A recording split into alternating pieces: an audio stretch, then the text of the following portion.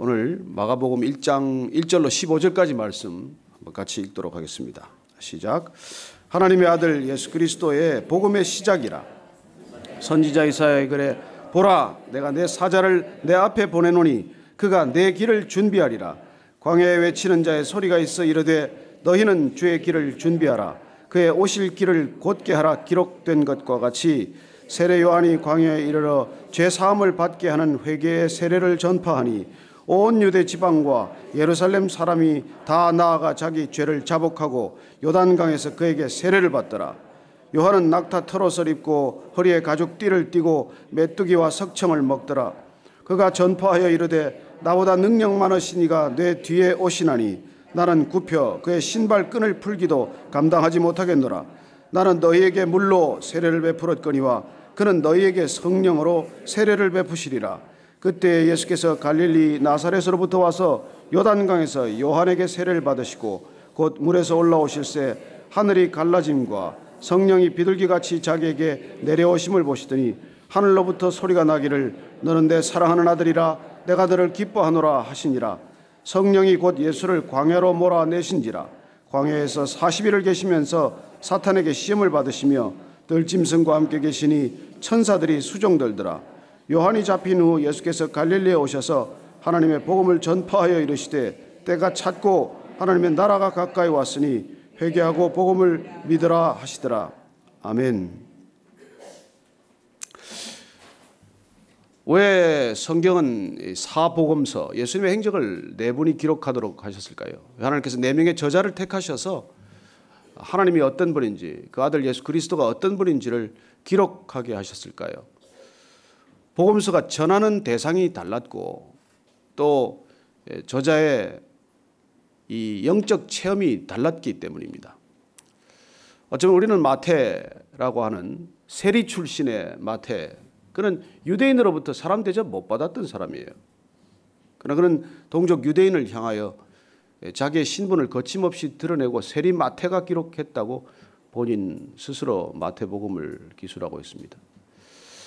이 마가복음은 복음서 중에서 가장 짧은 복음서예요. 16장으로 이루어졌죠. 그래서 이 성경학자들은 마가복음이 사복음서 중에 가장 먼저 기록된 것으로 확신합니다. 그리고 이게 텍스트라는 것이죠. 이 마가복음의 저자 마가는 마가 요한이라고도 불리는 사람입니다. 베드로와 오랜 동안 같이 지냈어요. 주로 베드로로부터 들었던, 본인이 직접 이렇게 목격한 예수님이 아니라 베드로를 통해서 들은 예수님이 많이 기록이 되어 있습니다.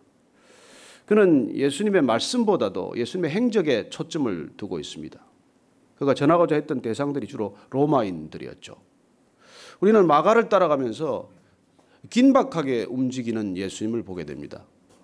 그래서 이 마가복음에 가장 많이 쓰이고 있는 단어 중에 하나가 곧, 즉시, immediately라고 하는 단어를 보게 됩니다. 우리 42번이나 사용이 된 단어예요. 다른 신약 성경 전체 16번 사용된 것에 비하면 굉장히 긴박성을 더하는 것을 보게 됩니다. 왜냐하면 하나님 나라가 그렇게 도래했고 또 하나님 나라를 통해서 우리의 구원이 그렇게 긴박하게 이루어지고 있다는 것을 뜻하기도 하죠. 어쨌든 우리는 이 마가복음을 따라가면서 예수님의 행적 중심에, 구원 사역 중심으로 살피게 될 것입니다. 예수님의 구원 사역, 예수님의 공생애, 우리는 예수님의 사생에 대한 기록을 복음서에서 거의 찾을 수가 없어요. 단 몇 줄로 기록이 되어 있습니다. 특별히 마가복음에는 흔적조차 없지요. 그는 바로 예수님의 공생애로 시작이 됩니다.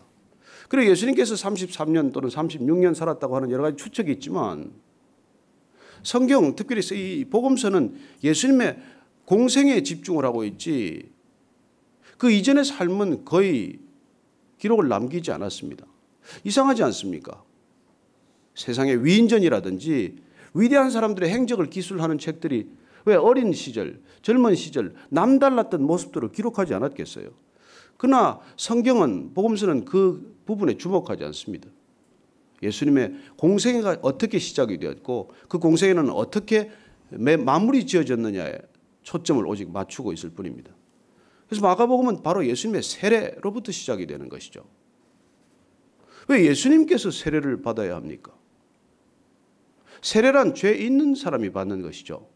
죄 씻음을 받기 위해서 받는 것이 세례 아닙니까?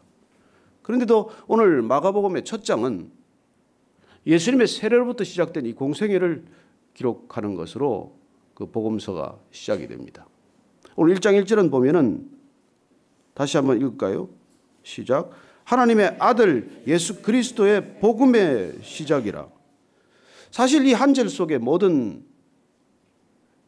말씀의 본질이 다 녹아 있죠. 예수님이라 누구십니까? 하나님의 아들이라는 것 아닙니까? 예수님은 누구십니까? 그리스도라고 말씀하고 있습니다. 여러분, 예수님을 하나님이라고 믿는 것이 우리 믿음의 출발입니다. 어떻게 인간으로 오신 예수를 하나님이라고 믿느냐? 그게 하나님을 부정하는 사람들에게는 이해할 수 없는 부분이에요. 어떻게 우리처럼 인간으로 온 이 인간으로 살아가는 삶을 사셨던 한 인간을 놓고 그분이 하나님이라고 부를 수 있냐는 것이죠. 오늘 성경은 그분이 하나님의 아들이라고 기록합니다. 그래서 누가 그렇게 설명해요. 아니, 개 자식은 개 아니냐? 사람의 아들은 사람 아니냐?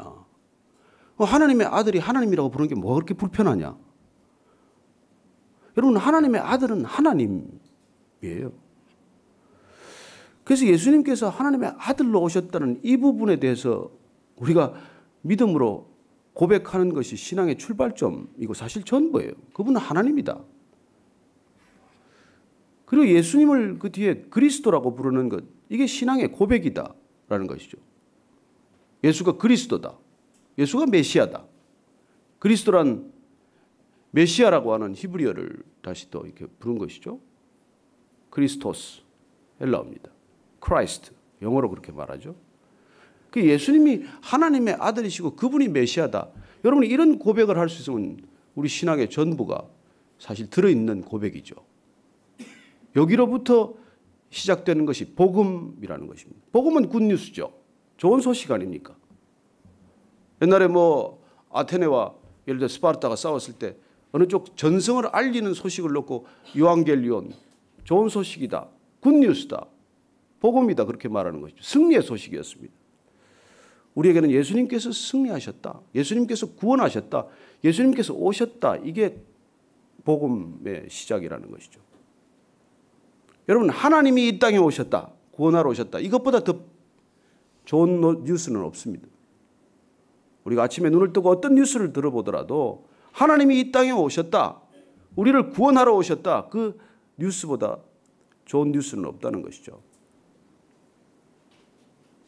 그런 좋은 뉴스를 듣고 여러분 얼굴에 웃음이 안 떠오르면 좀 이상한 거 아닙니까? 하나님이 이 아침에 우리를 찾아오셨다. 여러분, 저는 이게 하나님의 신비고 하나님의 사랑이라고 믿습니다. 여러분, 사랑하면 먼저 찾아가는 것이죠. 여러분, 모든 신을 찾아 떠나는 여행은 위험하기 짝이 없습니다. 얼마나 많은 실수를 거듭하는지 모릅니다. 아니, 얼마나 많은 덫에 걸리는지 몰라요. 인간이 보이지 않는 신을 어디로 찾아 떠납니까? 계룡산으로 가야 맞습니까? 어디 백두산으로 가야 됩니까? 그래요. 하나님께서 우리의 삶의 현장, 우리가 있는 이곳에 찾아오셨다. 이게 굿뉴스의 시작이라는 것입니다. 여러분들이 하나님 하고 부를 때 그분이 우리 안에 계신 하나님으로 다가오는 것, 그게 신앙의 본질, 출발점이라는 것이죠. 하나님이 이 땅에 오셨습니다. 하나님이 이 땅에 찾아오셨어요. 저와 여러분 가운데 찾아오셨습니다. 그분은 이 자리에도 함께 계십니다. 저와 여러분 안에 함께 계십니다. 이 일을 위해서 지금 이제 놀라운 일들이 펼쳐지는 것이죠. 예수님의 공생애는 이 일을 위한 시작입니다. 공생애, 공적인 삶이란 어떻게 시작이 되는지를 오늘 성경은 이렇게 기록하고 있는 것이죠. 먼저 그분이 오신다라고 하는 기록은 우리가 말라기에서 보았습니다만은, 내가 내 사자를 보낼 것이다, 내 메신저가 가서 하나님의 이 오심을 알릴 것이다 하는 사역이 말씀 그대로 펼쳐졌습니다. 세례 요한이란 누굽니까? 이 땅에 예수님이 오실 길을 예비한 사람이죠. 그는 예수님이 오실 길을, 양탄자를 까는 것입니다. 어떻게 예수님이 오실 길을 마련합니까? 인간 안에 있는 죄악들을 걷어내는 작업이죠. 인간에게 회개의 메시지를 선포함으로 세례 요한의 사역이 시작이 됩니다. 그는 끝까지 그 한 가지 메시지에 일생을 바치고 말죠. 회개하라. 천국이 가까웠다. 돌아서라. 그분이 지금 가까이 계신다. 그 메시지 하나에 세례 요한은 일생을 걸었습니다. 그런데 놀랍게도 예수님께서 오셔서 그 세례 요한을 찾아가셨다는 것입니다. 세례를 부탁하셨다는 것입니다. 세례를 베풀라고 명하셨다고 되어 있습니다. 오늘 여러분들 마태복음과 비교해 볼 필요가 있습니다. 마태복음에 보면은 이 부분이 조금 더 자세히 기록이 되어 있죠. 그리고 예수님께서 찾아오셨을 때, 세례를 청하셨을 때 얼마나 세례 요한이 놀랐겠습니까? 아니, 정작 예수님께 세례를 받아야 할 사람은 세례 요한 아닙니까? 그런데 죄 없는 하나님께서 죄 있는 인간에게 세례를 받겠다고 찾아오셨다는 것이죠. 그리고 저는 구원의 소식이 하나님의 겸손으로부터 시작되었다고 믿습니다. 하나님이 인간을 찾아오신 사건, 하나님이 하늘 보좌를 버리고 이 땅에 인간의 몸으로 찾아오셨다는 것, 그것도 죄 없는 하나님께서 죄 있는 인간에게 세례를 받으시고자 찾아오셨다는 것. 그리고 그게 하나님의 겸손 아닙니까? 그 겸손을 받아들이는 인간은 어때야 합니까? 저는 못 베풉니다. 어떻게 제가 예수님 세례를 드릴 수가 있습니까? 저를 세례 주셔야죠. 그런 당황스럽고 그런 어이없는 마음 가운데서도 예수님께서 세례를 베풀라라고 명령했을 때 이해할 수 없고 납득할 수 없고 내가 자격 없지만 그렇게 세례를 베푸는 순종, 그게 인간의 겸손이라는 것입니다. 마태복음은 이 기록을 하나님의 의가 이렇게 이루어졌다라고 표현하고 있습니다. 하나님의 의로움, 하나님의 저스티스는 어떻게 이루어졌냐? 하나님의 겸손과 인간의 겸손이 만났다는 것입니다. 하나님이 인간을 찾아오는 놀라운 겸손과 찾아오신 하나님을 자격도 안 되고 조건도 안 되고 내가 받아들일 수 없는 그런 나이지만 죄인이지만 그걸 받아들이셨다는 것입니다.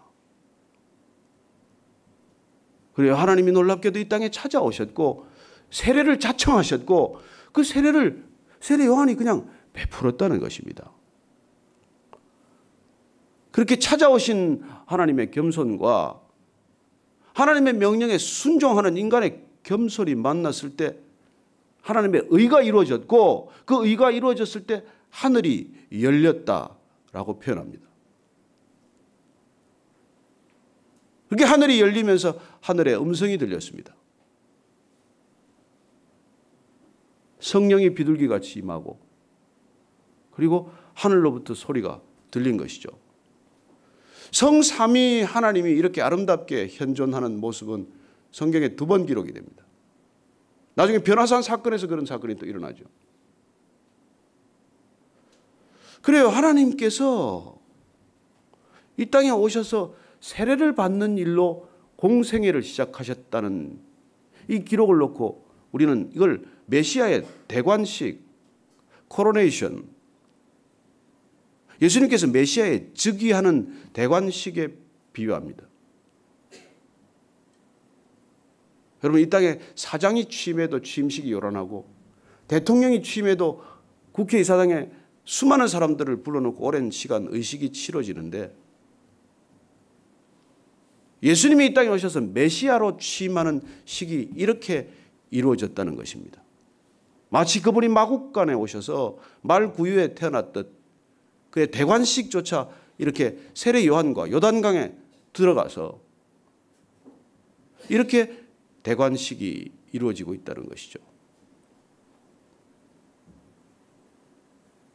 겸손하신 하나님, 인간을 찾아오시는 하나님, 죄인처럼 그렇게 찾아오신 하나님, 그리고 죄인에게 세례를 부탁하시는 하나님, 그게 인간으로 오신 하나님의 모습이라는 것입니다.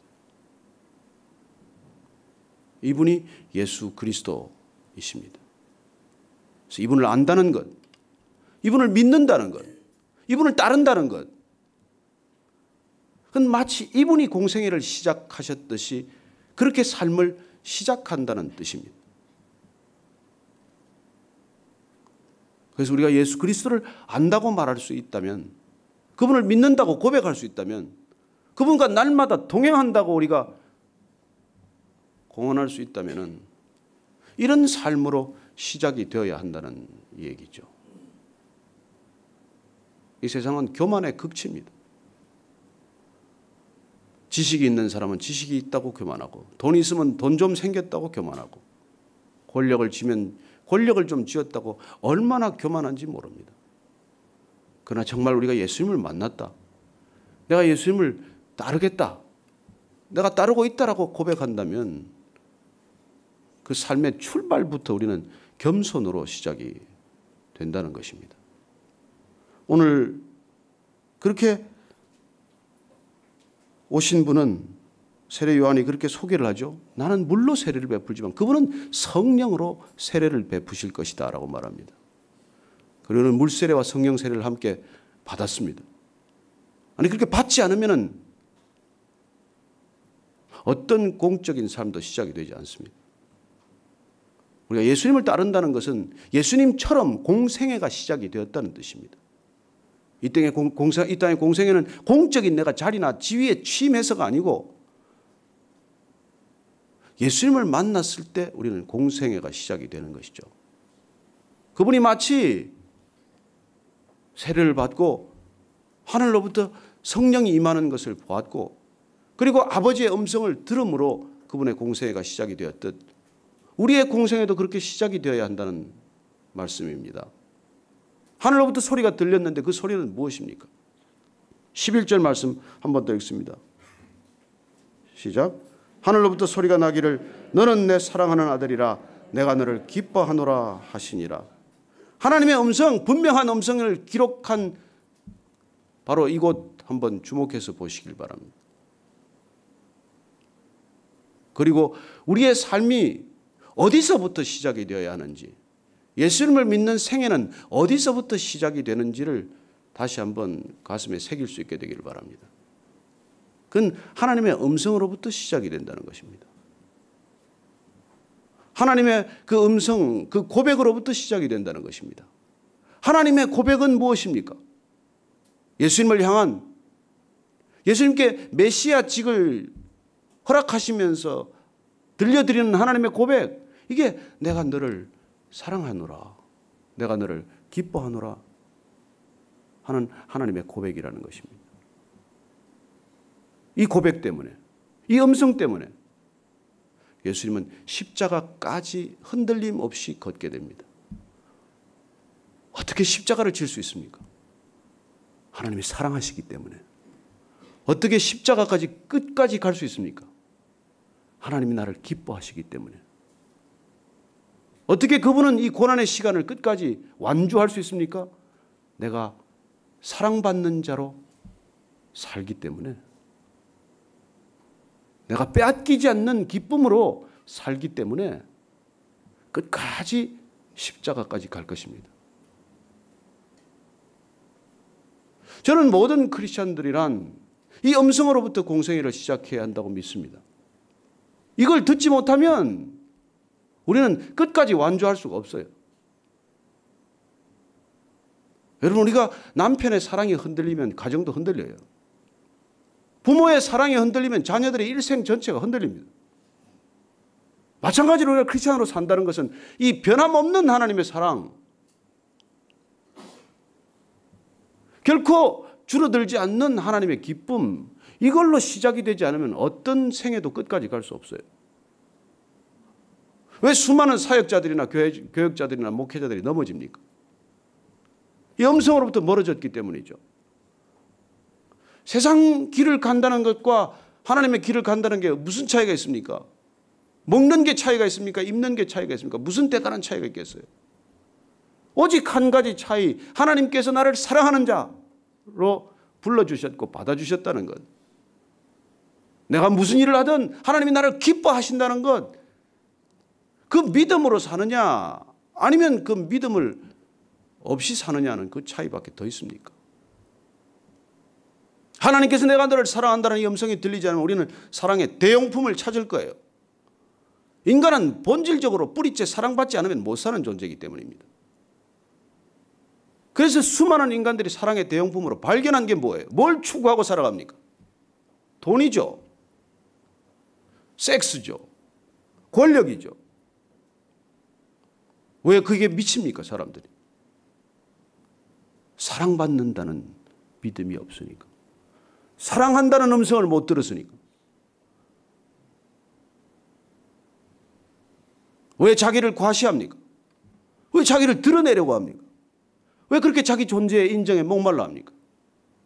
사랑한다는 음성을 못 들었으니까. 오늘 하나님이 여러분을 사랑하십니다. 그게 복음의 전부예요. 전도란 무엇입니까? 일평생 사랑한다는 얘기, 진정한 사랑을 받아보지 못한 사람에게 하나님이 당신을 사랑하십니다. 그 얘기 전해주는 것이죠. 여러분, 선교지에 가서 그 말 한마디에 온전히 인생을 바꾼 사람들이 수없이 많습니다. 나는 평생에 누군가 나를 사랑한다는 얘기를 나 처음 들었습니다. 여러분, 이 땅에 수많은 자녀들이 부모로부터 내가 너를 사랑한다는 음성에 목말라 있는 거 아십니까? 이 땅에 얼마나 많은 남편들이, 아내들이 내가 당신을 사랑한다는 말을 목말라 하고 있는지 아십니까? 그러나 그건 들어도 또 목말라요. 오직 목마르지 않는 사랑의 고백, 우리의 존재 전체를 뿌리채 바꿔놓는 사랑의 고백, 그건 하나님의 사랑의 고백이라는 것입니다. 이 아침에도 하나님께서 여러분에게 각자 말씀하실 겁니다. 내가 너를 사랑하노라. 내가 너를 기뻐하노라. 그래서 우리는 더 이상 사랑에 목마른 존재가 아니고 더 이상 기쁨과 다른 변질된 쾌락이나 즐거움만을 추구하지 않는다는 것입니다. 여러분, 이 기쁨에 우리가 충만하면 이 세상의 쾌락이나 이런 즐거움에 그렇게 결코 만족할 수도 없고 그걸 추구하지 않게 됩니다. 그리고 그때 비로소 공생애가 시작이 된다는 것이죠. 그때 비로소 고난 가운데 뛰어들 수 있다는 것입니다.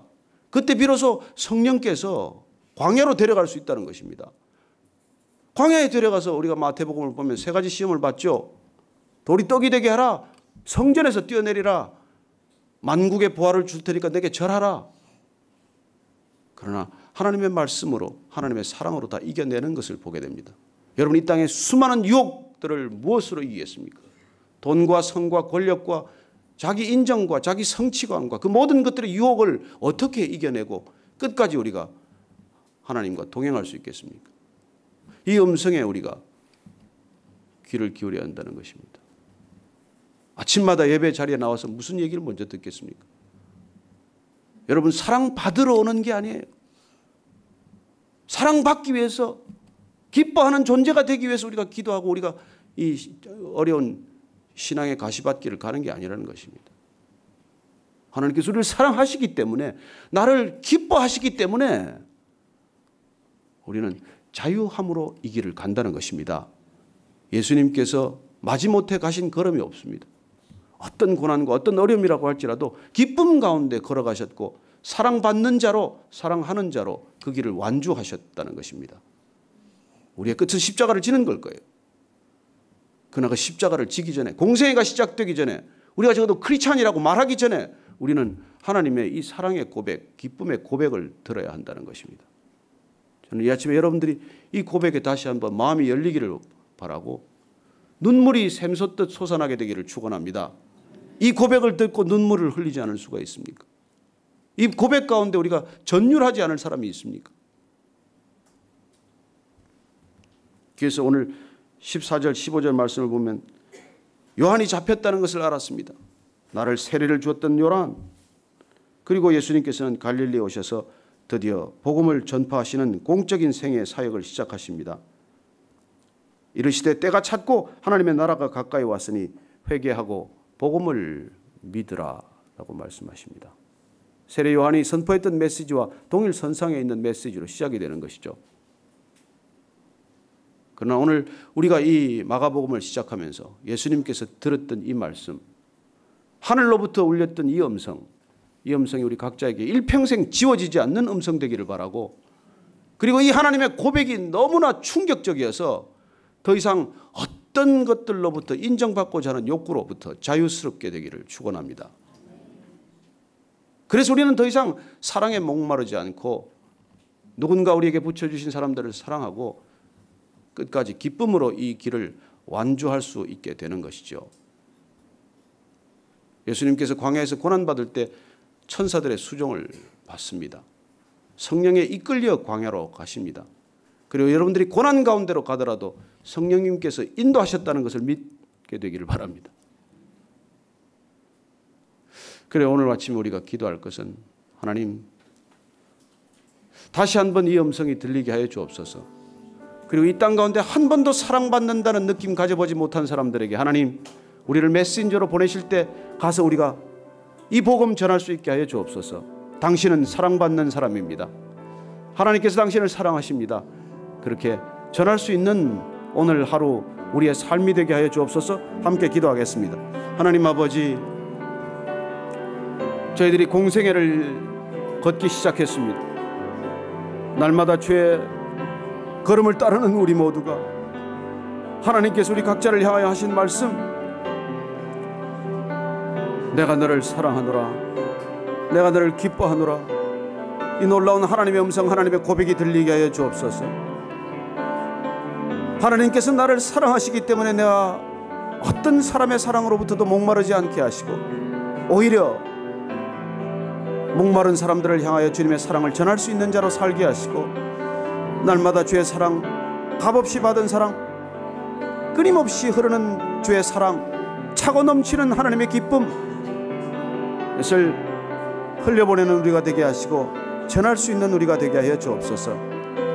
하나님, 가짜 사랑에 목마르지 않게 되기를 바랍니다. 사랑의 대용품에 만족하지 않게 되기를 바랍니다. 돈과 권력과 성에 취하지 않게 되기를 바랍니다. 그렇게 취해 살아가는 세상을 향하여 분연히 떨치고 일어나서 하나님의 사랑을 전할 수 있는 저희 모두가 되게 하여 주옵소서. 오늘 하루 그렇게 살게 하여 주옵소서. 사랑합니다 주님, 고백하는 이 아침 되게 하여 주옵소서. 하나님 아버지, 목마른 세상 가운데, 무엇에 목마른지 무엇에 허기졌는지 모르는 세상 가운데 주님, 다시 한번 이 음성 들리게 하여 주옵소서. 저희들을 통하여 그 메시지를 전할 수 있게 되기를 원합니다. 사랑에 목마른 자들, 무엇에 허기지고 무엇에 목마른지를 모르고 살아가는 이 세상을 향하여 돈과 권력과 성과 자기 인정과 자기 성취에 목마른 세상을 향해 하나님 아버지, 다시 한번 이 메시지가 전해질 수 있도록 우리를 사용하여 주옵소서. 우리가 목마름으로부터 풀려나기를 원합니다. 하나님, 우리 각 사람이 차고 넘치는 은혜로 풍성하게 이 메시지를 전할 수 있게 도와주시옵소서.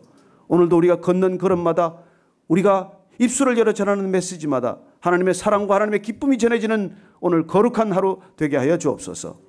이제는 십자가에서 그 사랑과 기쁨의 메시지를 온전히 쏟으신 우리 구주 예수 그리스도의 은혜와 하나님 아버지의 측량하고 이해할 수 없는 사랑과 날마다 그 사랑을 깨닫게 하는 성령의 충만케 하심이 이 아침에 다시 한번 우리 주님을 따르는 사람 각 사람에게 내가 너를 사랑한다, 내가 너를 기뻐한다,